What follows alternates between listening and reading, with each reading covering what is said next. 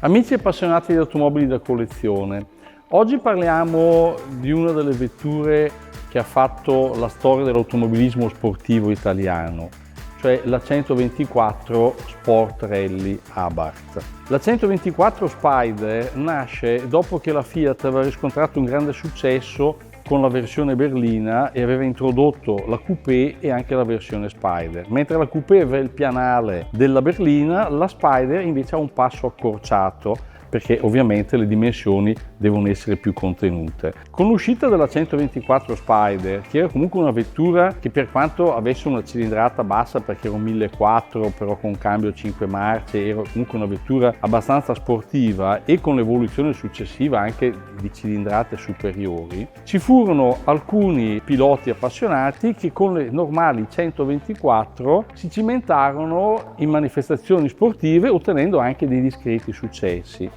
Questo fece capire a Fiat che in un momento in cui non aveva ancora un erede per le competizioni sportive, che in effetti la 124 avrebbe potuto essere un modello adatto per portare la bandiera della casa sui campi di gara. Per questo motivo affidò la preparazione della 124 Abarth all'Abarth stessa, che era diventata parte del gruppo Fiat. In che cosa si differenziava la 124 Abarth rispetto ai modelli di serie normali? Innanzitutto è un'auto molto rara, perché mentre di 124 ne sono state prodotte penso oltre 150.000, fra l'altro la maggior parte destinate al mercato americano, di Abarth avrebbero dovuto essere prodotte 500 per ottenere le omologazioni, ma la richiesta fu talmente di successo che ne furono prodotti circa 1.000.000. Ci sono fonti che dicono 995, altre che dicono 1.090, ma comunque circa 1.000.000. Che cos'è che differenziava l'Abarth dalle sorelle minori?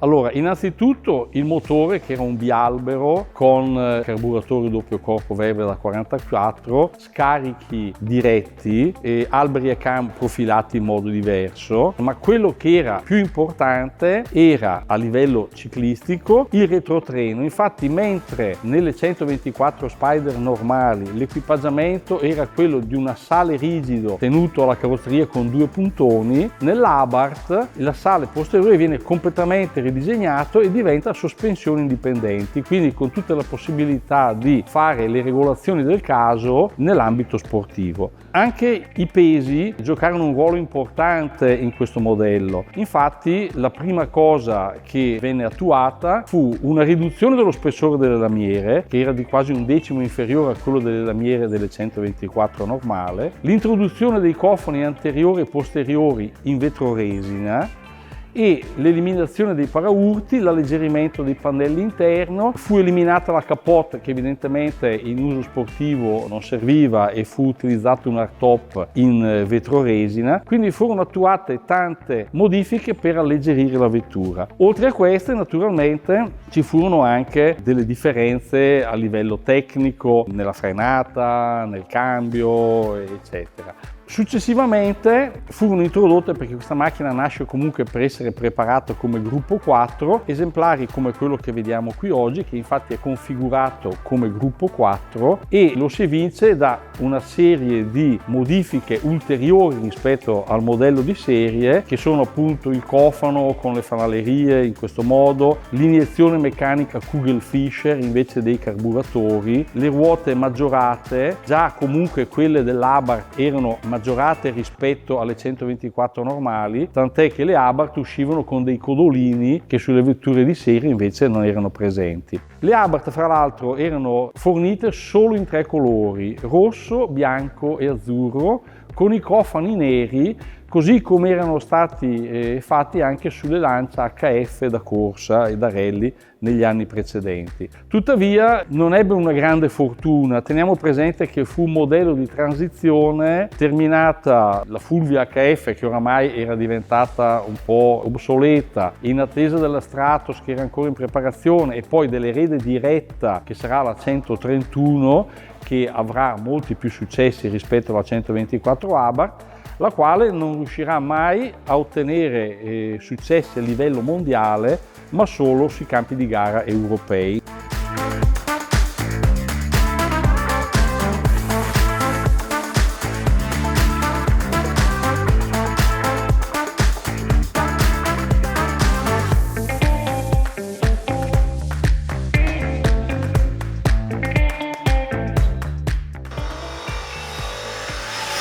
La Abarth rispetto alle 124 normali era diversa anche negli interni, perché aveva un sedile più avvolgente e in più si poteva anche ordinare col sedile fusina, e all'interno della vettura era anche installato un roll bar di serie, quindi aveva già tutta una serie di modifiche che potevano anche consentire di partecipare a manifestazioni nello stato in cui si trovava. Viceversa, quando si parla di gruppo 4 come queste, abbiamo modifiche anche superiori, quindi roll bar molto più avvolgenti l'abitacolo, sedili da competizione specifici e un cambio, come nel caso di questa, a innesti frontali ravvicinato, un cambio Omir, una ditta che produce cambi specifici per vetture da competizione. Naturalmente sulle vetture così esasperate come nel caso di questa ci sono anche tutta una serie di accessori obbligatori come l'impianto di estinzione, il serbatoio di sicurezza con l'antidetonante e tanti altri serbatoi che servono per il recupero degli oli, eccetera. Un altro particolare distintivo delle 124 Abarth è il tappo di rifornimento del carburante, che invece di essere nello sportellino sul parafango, per una velocità di rifornimento